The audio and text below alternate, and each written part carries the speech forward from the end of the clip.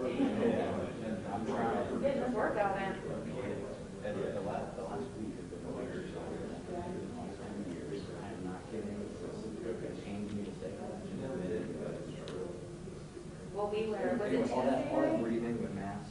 Oh, yeah. Ridiculous. Tuesday night we were done with EOC, but I didn't get a chance to go home, so I realized I need like a rapid response bed because I had heels on from like 8 in the morning, from like 7:30 till like 10:30 that night. My calves were like on fire. Good thing, but then I got up Wednesday morning, I was like, so now I have like the bag with the flip flops and the extra shirt because you just never know.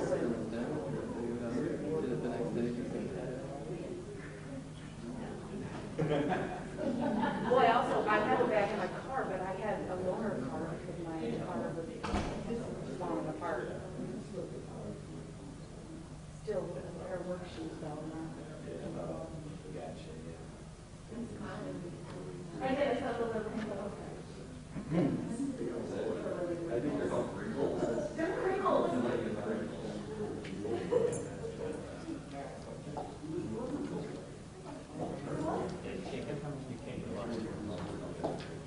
We good?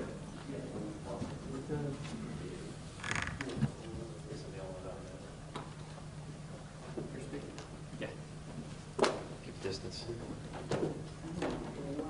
Chief, you want us up there? Totally up to you. You're gonna have to talk, so.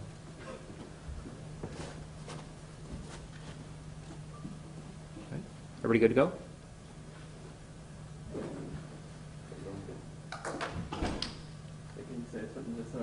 Mic check. Dan O'Shea, Rockford Police. Everybody good? All right. So thanks first of all, thank everybody for coming. Dan O'Shea, Chief of Police here at Rockford. To my left, Mayor Tom McNamara. To my right, State's Attorney Marilyn Height-Ross. Wanted to call a press conference, and there's been some media lately in the last couple days about a press video clip that was released, a clip of a full media press briefing that State's Attorney Height-Ross and I did several weeks back. The video clip that's put out there has caused some consternation and concern from people, and I fully understand that people have different perceptions and different takes on what is said, especially in the short snippet of that video. So I just want to be real clear that I can't determine how people are going to perceive my answers to questions or statements I make. I think everything, as with most videos, I think everyone understands. You have to watch the entire video and you have to understand the context of when statements are made. That said, I totally understand the perception that people now have put out there and have expressed anger, frustration toward me and the statements. And I want to make it very, very clear that at no point in time did I think that I was putting out a message to receive the perception it has, saying that I don't care about 16 or 17-year-olds in this community. For 4 years I've been here, and our sole focus has been to drive down violent crime and bring property crime with it, but violent crime has been the biggest focus we've had in this community. We've done that religiously for 4 years, and we've been successful. When I was speaking about 16 and 17-year-olds that day, we were there talking about the significant rise in violent crime committed by juveniles this year, specifically during the COVID period and not being in school and us not having the ability to interact with those different kids. How it got perceived, I can't comment, and I obviously can't speak to how other people perceived it, but I wanted to make it very, very clear that we spend more than half the time in this police agency trying to communicate and work with and build relationships with kids of all ages. Not just kids. We don't stop at 18-year-olds and 20-year-olds. We try and work with the community on every angle, all the way through to the time people are old. We have senior bingo. I mean, we do everything we can, and I want to make it very clear that that was not my intention. That was not how it was supposed to be perceived, but again, I don't control perceptions. So I want to make that very clear. Some of the stuff we do with kids, and I think it's been put out there many, many times, how we've interacted with kids in this community. All of the houses, all of the interaction, all the games, all of the reading at schools, State's Attorney Height Ross and I are both on the state board for Invest in Kids. There's not a minute in my life as a police chief or as a police officer have I ever just unilaterally thrown away anyone or meant to convey that I was saying get rid of 16 and 17-year-olds. I was being very, very specific about kids who were shooting one another. That was it. That was my intention. I thought it was clear. It apparently was not very clear. And then since then, we talked, some other people had asked about you can't throw away people, and that's not what I meant. We do the reentry program here with the city. We take back people who've come back from prison. We try and reintegrate them, reentry them into our society. Rockford is a great city. You'll never hear me say anything other. This community is awesome, and it's because it works together, it stands together. And I don't want a misperception of what I said put out there. I want to make it very, very clear. And if people have concerns or comments or want to talk about the video, first I would ask that everybody just watch the entire press conference with State's Attorney Height Ross and I. And if they don't understand what I was trying to say, that's what today was about. I wanted to make sure it was crystal clear that we don't throw away anybody. I've never, ever thrown away anybody. People who are committing violent crimes need to be removed from this city to make our community safe. Thank you.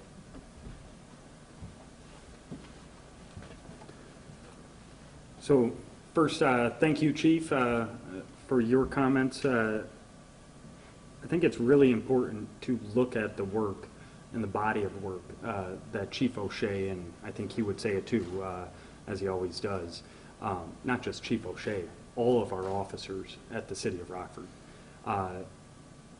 One of the first things he said, I remember at a council meeting, and Alderman said, well, what about a community service officer? He said, I want every single one of the officers to be a community service officer. Every one of them needs to be ingrained in our community.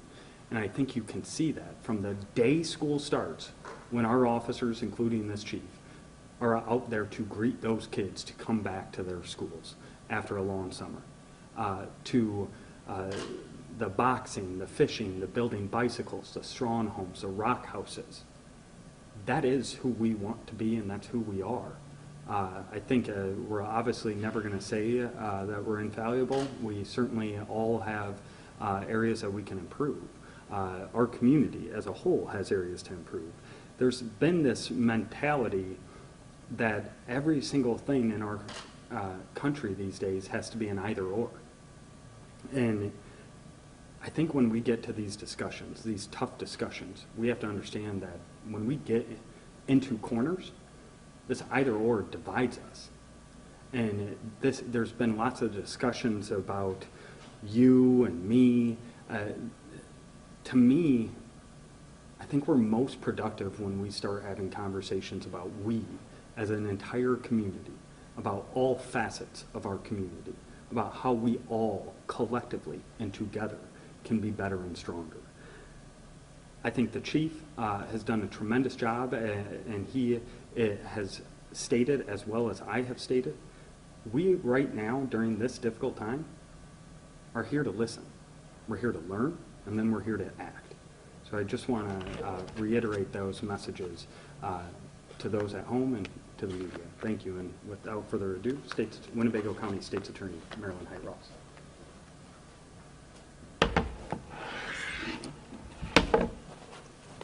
Okay, so I would just like to indicate to all of you that the press conference where the chief's comments were taken out of context.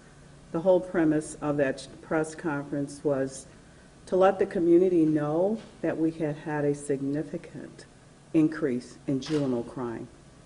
Both the chief and I believe that it was a direct result of the COVID-19 pandemic, which inhibited the programs that were in place for children. The chief and I are members of a nationwide organization, Invest in Kids, Fight Crime. And we go into the schools each year on their annual day to read to children, to present information to children, and to provide children with little keepsakes. That's what we do for our children and the community.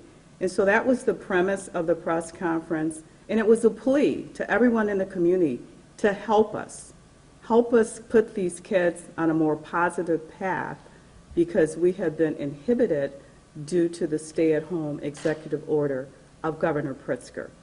I have implemented a State's Attorney Junior Ambassador program, which was meant to complement the police academy that the Rockford Police Department has been running for years, and my office partners with them, whereby they bring the children in, and we have a mock trial, and my attorneys assist the children, and we have members of the judiciary who actually sit and hear a real live case that these kids present. The State's Attorney Junior Ambassador program was developed by myself. I wrote the curriculum, and it's called RITC, Respect, Integrity, Trust, and Communication. These are the values that we want to instill in our children at a young age so that they don't get on the path of criminal conduct. And I'm going to share with you the pledge that these children take, and I started the program, the pilot program, with the Washington Park Community Center. The children have completed all sessions, but because of COVID-19, they were not able to complete the final session, which was a visit and job shadowing with my office and a meet and greet with members of the judiciary, which would then culminate in a graduation. I am looking to now try to do their graduation virtually.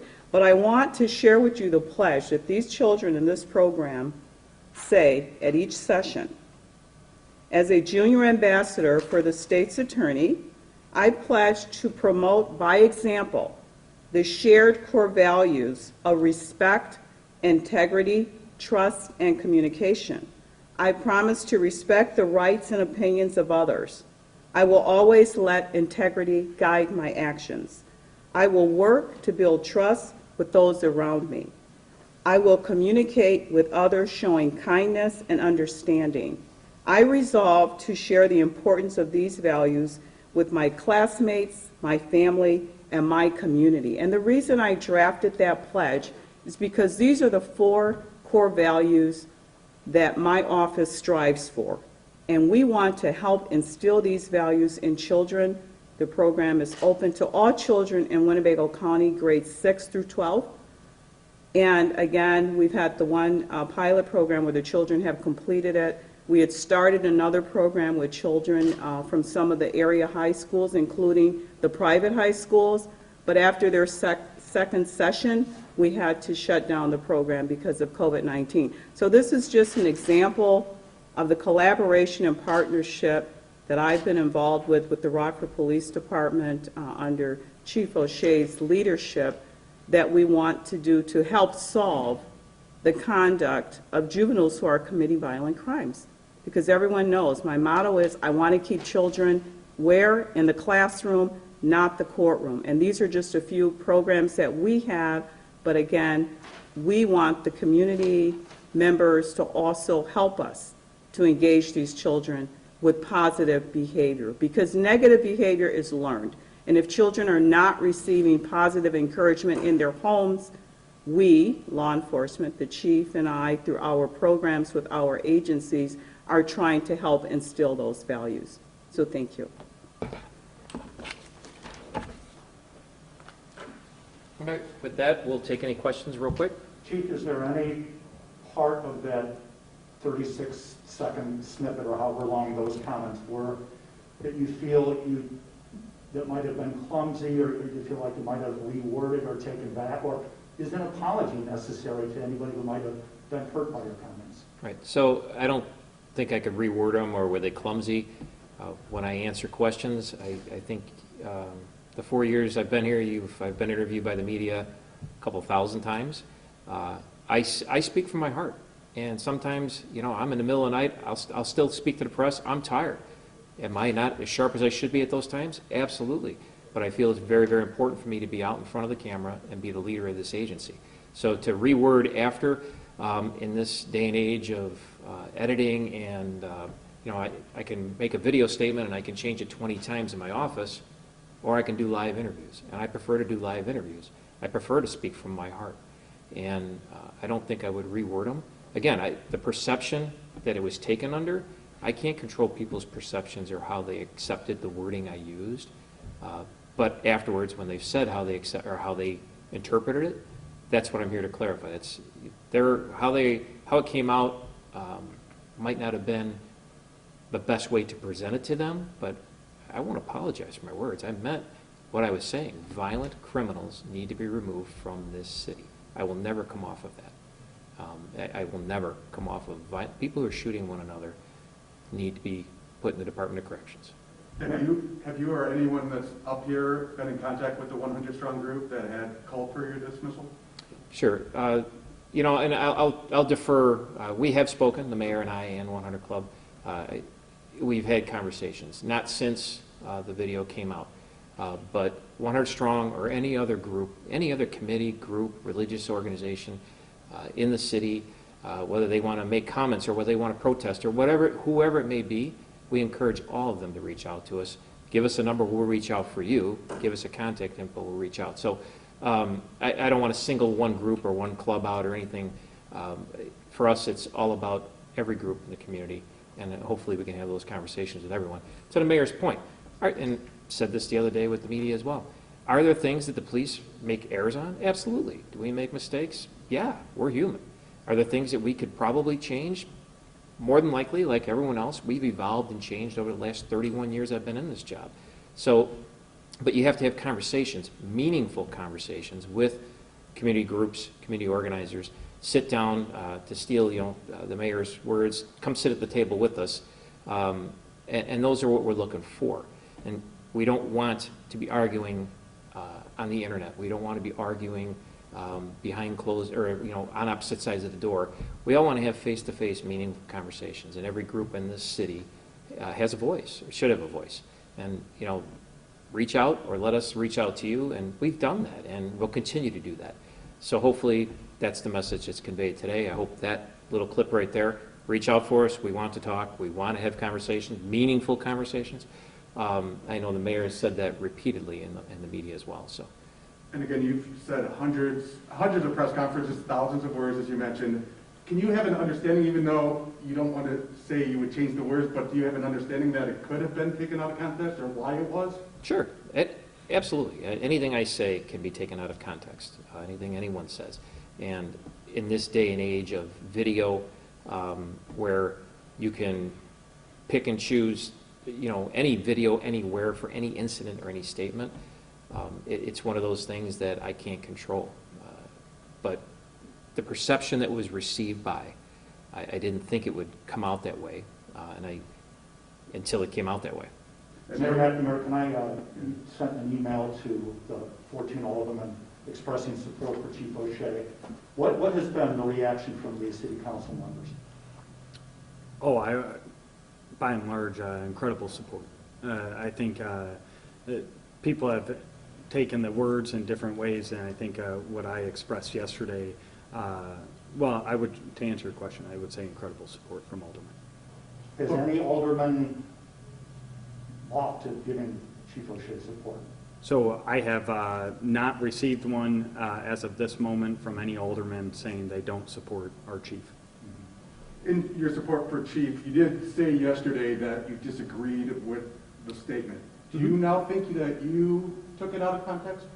So I think the only thing I really wish could have happened that day is another thought to it, because I mean, since I got into office, fighting violent crime has been a top priority for us, and it will remain that for our community. But we have done that in a multitude of ways. And a huge piece of that, as Chief said, nearly 50% of it has been through building relationships with everyone in our community. I don't know if the Chief gets enough credit for the work he's done for folks coming back. And I wish he would have elaborated on that, because obviously violent offenders need to be held accountable. But I'm a huge believer through my own personal life and my own work I've done, and I know the Chief is, that when individuals return to our community, we are a stronger community when we open our arms to them and when we help them. And I know he supports that. I get it. I mean, I say things I wish I could have elaborated on. I mean, we've all done these interviews, and I do them as probably just as much, or maybe not as much as the chief does. And there's always ways you go back, you know, like, I could have reworded this, I could have done that. But I know where his heart is. And more than that, I know where his actions have been for the last 4 years. And those actions have been to meet our community where they're at and to provide them the opportunity to meet in meaningful ways with him and his entire team. I mean, the other thing is there's a lot of focus on the chief. He is the chief, there should be.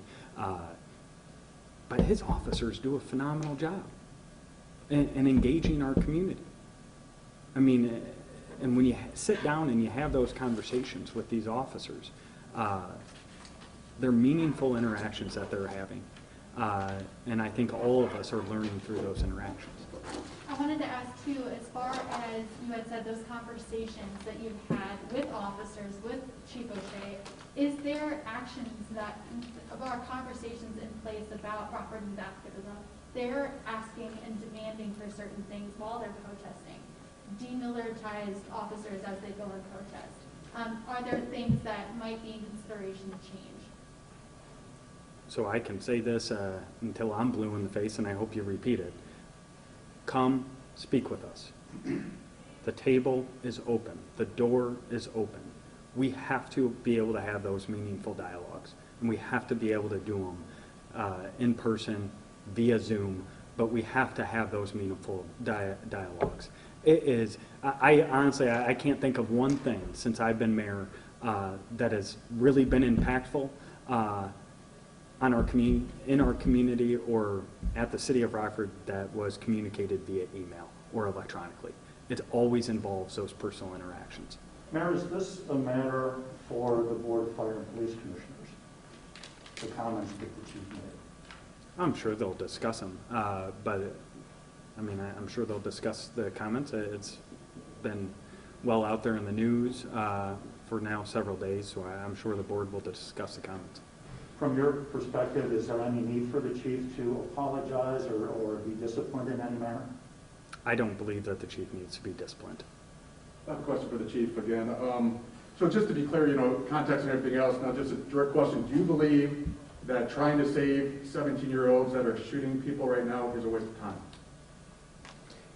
I think after, if someone is convicted of a violent crime and they go to the Department of Corrections, when they return after they've gone to the Department of Corrections, which is part of what are you supposed to be doing? They're rehabilitating.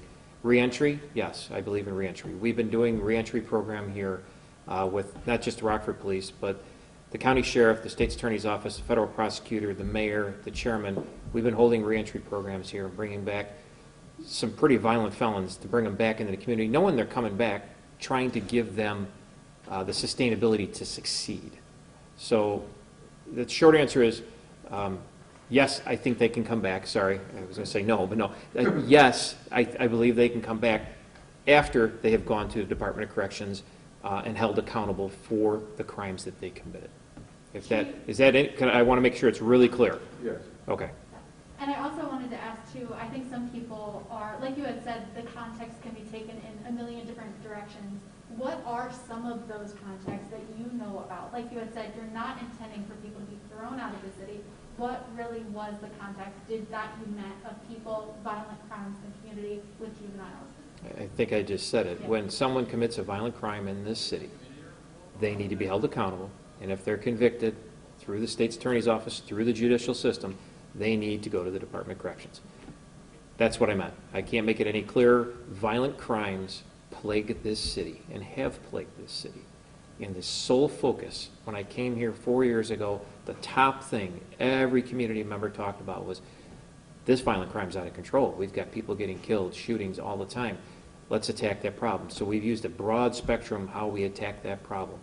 Part of that broad spectrum is having all sorts of programs to develop relationships with kids from the time they can walk and talk all the way up through they leave here or they come back and they're part of the community.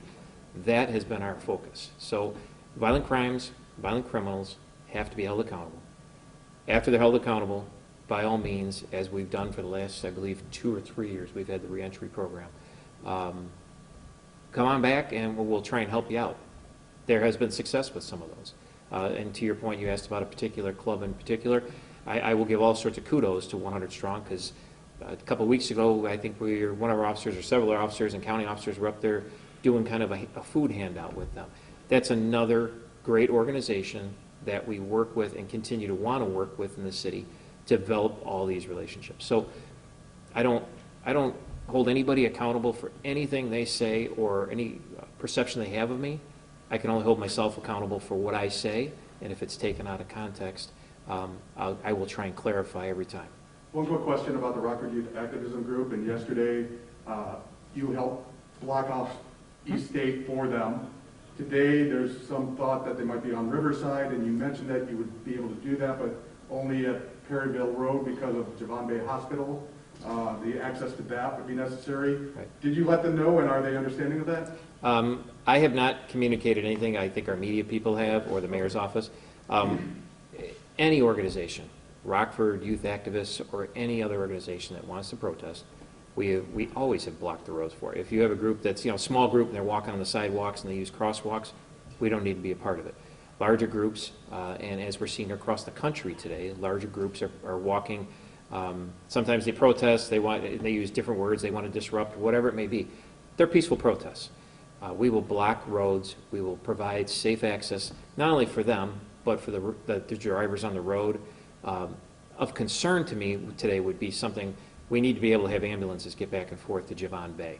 Now, Javon Bay will work with us, and other hospitals will pick up the slack or can take the calls if they need to, but we never want to restrict someone who's performing life-saving activities, such as an ambulance or an engine.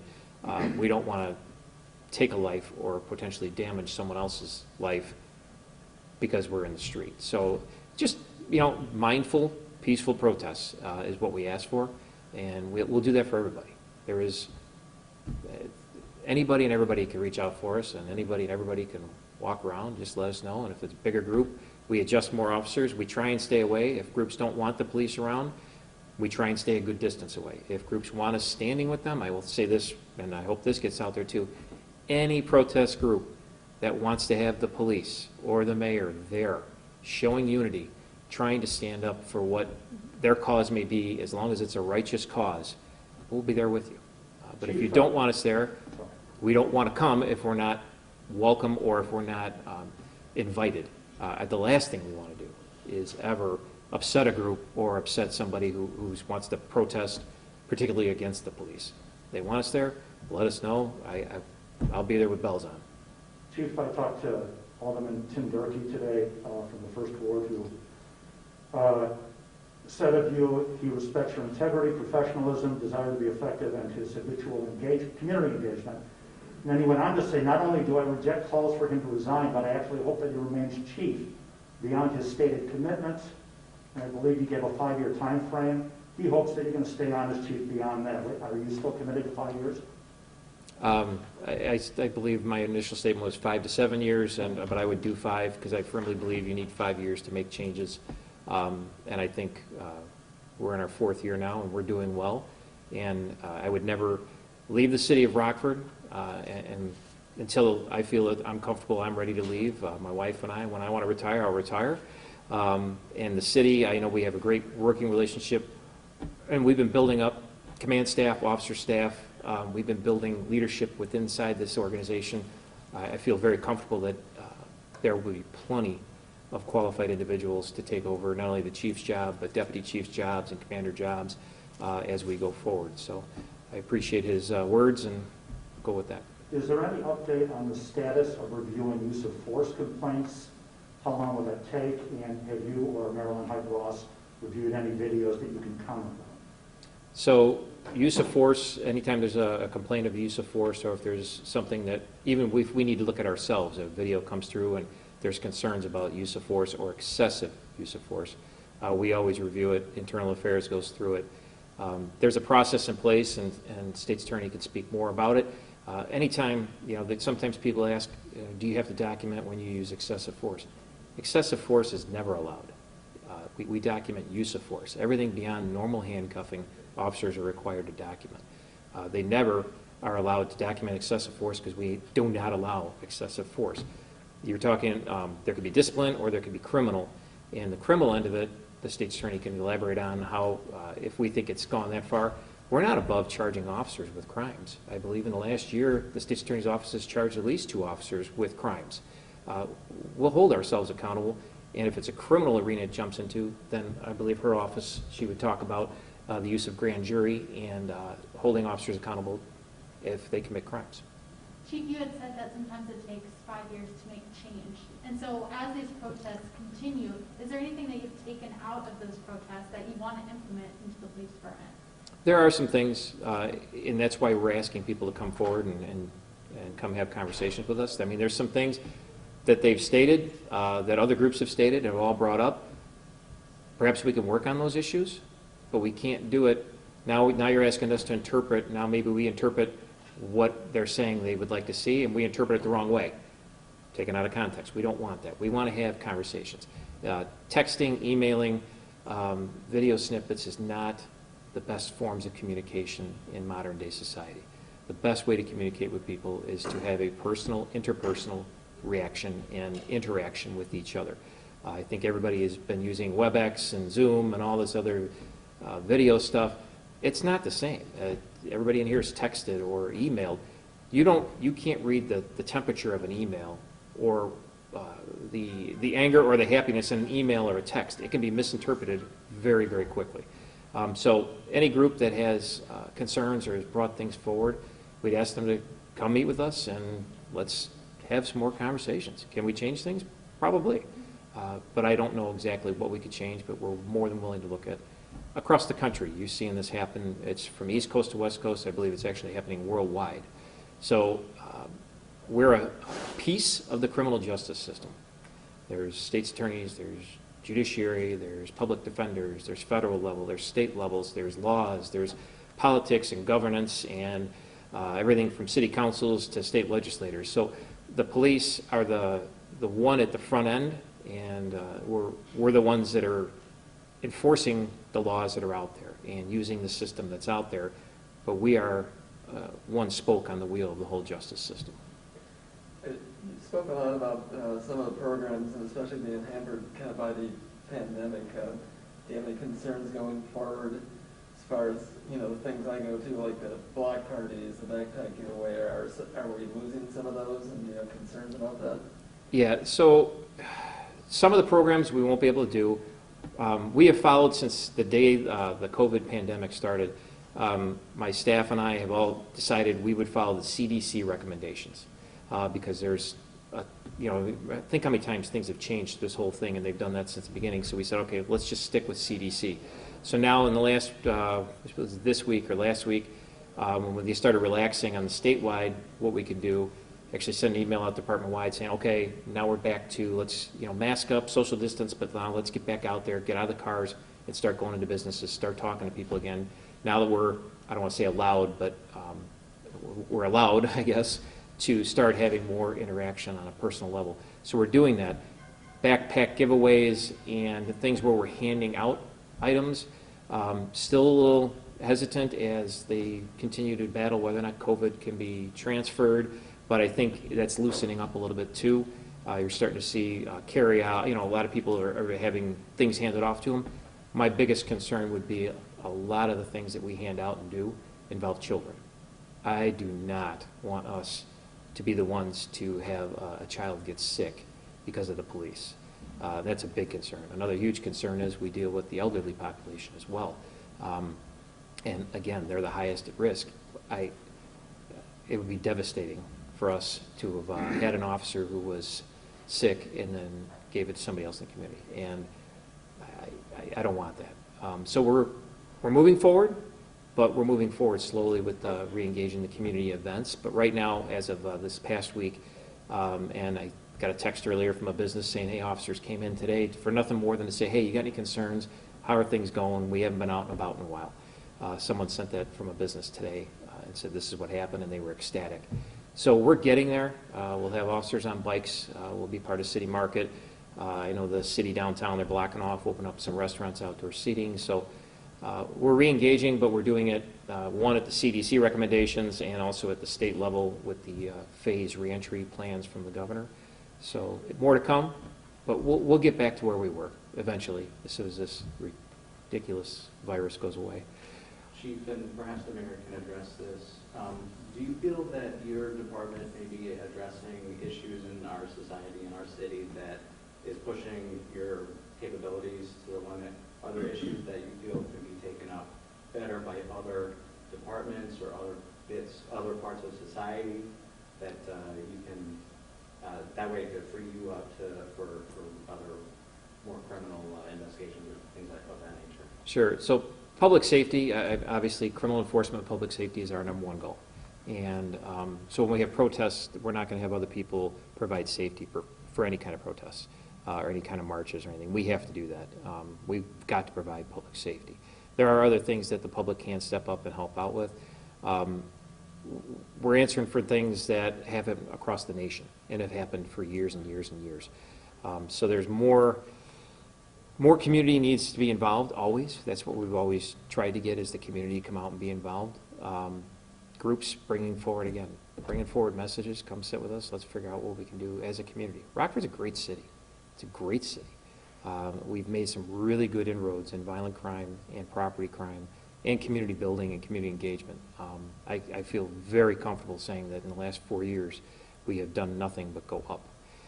And the city is going to be hurting with the county, the city, the state, the nation is going to be hurting with 3 months of lost revenue. And I last count 80 million unemployed or something. Those lost revenues are going to hurt the city. And yes, us as a department, quite frankly, if we didn't have the county sheriff, the state police, Loves Park, Cherry Valley, Park District, Rock Valley College, if we didn't have all the resources of all of our partners helping us during these tumultuous times, the initial couple days where it was a little tumultuous and we had looting, we utilized every resource from every agency around here. If we didn't have that, we would be stretched to max capability. I mean, we're the largest department here, but we still have limited resources, being manpower and equipment. So a huge shout out for our partners helping us out. So, but again, whatever the community wants to do, I think the community needs to talk to everyone else in the community and work together, and Rockford can move forward from there. I have a more specific follow-up to that, perhaps can better direct your answer there. Across town earlier today, a lot of state representatives spoke on a lot of the issues that they would like to see rectified here. One of their points was to treat issues like drugs in our community as health issues, not as criminal issues. What can you say in reply to that? The police department, police officers enforce the laws that are on the books. Change the laws on the books at the level, the state representative level or the Senate level, change the laws and we won't enforce them. Change them to someone's having and we've done that too. I will say that, like heroin overdoses and fentanyl overdoses that have been occurring the last couple of years, we're not necessarily going after people criminally. We're getting them to hospital, and then the drug court from there is trying to get them into a rehab type situation instead of making it criminal. The state attorneys and the judiciary have done that as well. So if they want to do that at the state level, absolutely. I mean, we don't write the laws, and sometimes people get infuriated with the laws we enforce, and we often tell them, go vote, talk to your senator, your representative, change the laws. And I say this probably 8, 9 years ago. I was in a different agency, and I spoke my mind, and sometimes I speak freely, as we all know. And I probably angered my current chief at that time when I said they should probably legalize weed. Well, look what just happened. And it was because I was frustrated at the time with, we were arresting people for weed, and they're growing it in their backyard. We continue to arrest people for it, and the low-level stuff, and if you watched over the last couple of years, low-level things pretty much all became non-criminal. And then we've morphed into, now it's legal. I don't decide what's legal. You know, my personal belief on marijuana or cocaine or anything else have nothing to do with how we enforce our laws and the tactics that we use. We only operate on what the legislator puts on the books. And whether it be state or federal, that's how we operate. So change it if people so choose to make it a medical crisis instead of a criminal crisis for drugs. Push the law through. Any other questions for the mayor, the state's attorney? Want to say anything else? Yes, I would, I'd like to add something to what the chief said to the last reporter's question. So we have a plethora of special courts that address addiction. We have Veterans Court. And so the purpose of these courts is to address the root cause of why these individuals have entered the criminal justice system. My office has a deferred prosecution program that was implemented more than 5 years ago. The difficulty we have with these nonviolent, lower-level felony offenders getting into the program is that they cannot afford the classes or the resources because those come from private agencies. A few months ago, prior to COVID, Representative Maurice West and I collaborated to try to get legislation to fund the deferred prosecution program fees so that more individuals could come into that program. Obviously, that legislation is in the works. However, I want to let you know that I do not turn anyone away from the program because they cannot pay the initial fee. The purpose, again, of that program is to address the issues that brought that individual into the criminal justice system, whether it's lack of skills, lack of education, addiction. We want them to address those issues, and here's the bonus. So why wouldn't this be a priority with legislation? If those individuals who come into the deferred prosecution program complete the program, all criminal charges are dismissed by my office. There's no criminal record. There is nothing to expunge. We take care of expunging that record for them, but there is no conviction. They can answer honestly on an application that they have never been convicted of a crime. And that program is available. We extended it to the misdemeanors as well. And more recently, I extended it to the juveniles who come into the juvenile justice system that we file petitions on to try to defer them out so that they don't end up having a petition found against them in juvenile court. So those are things that we are doing on my end through the state's attorney's office. But again, there is funding that should go to fund programs like this. And my goal and Representative West's goal is that if we get funding, it would be an impetus for state's attorneys throughout the state who don't have programs like this to implement those programs. Thank you. Any other questions for anybody, for the mayor, anybody? All right, well, thank you very much for coming, and as always, we encourage anybody who has any comments or questions, please reach out for us, and those that want to make change, reach out for us. Thank you.